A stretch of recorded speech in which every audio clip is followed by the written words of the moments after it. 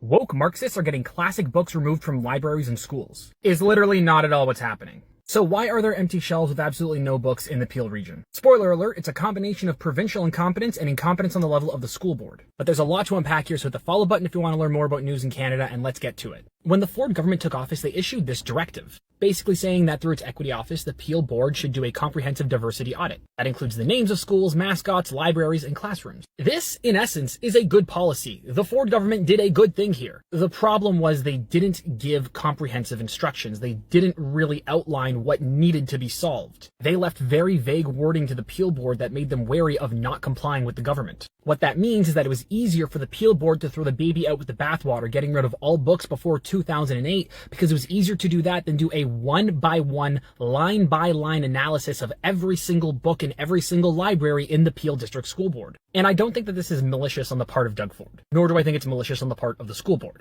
It was just generally bad directions and incompetence. But that didn't stop Pierre Poilievre from saying that authoritarian wokeism is a growing threat to our freedom, even though that authoritarian wokeism was coming from a conservative party. We must fight back to stop censorship and restore free expression. Never mind the fact that it's legally almost impossible to ban books in Canada. And Peel didn't ban these books, they just removed them from their library. The real crime here is that instead of donating those books, they destroyed them and sent them to landfills, which only feeds into the wokeism narrative. Once again, don't attribute malicious intent to what you can really attribute to incompetence. And it's not stopping journalists from saying that the threat to individual dignity from the illiberal left is just as great as that from the populist right. Because that's their goal here. It's to both sides of this issue. It's to, in the mind of the average Canadian who is not getting informed enough to know what's going on, to think, wow, leftism and wokeism is really getting out of hand. Like, I'm not a fan of Yahtzees over there, but I'm also not a fan of this thing that I don't understand that's happening. The problem there being that centrism tends to favor right-wing ideology because they are so much further away from the center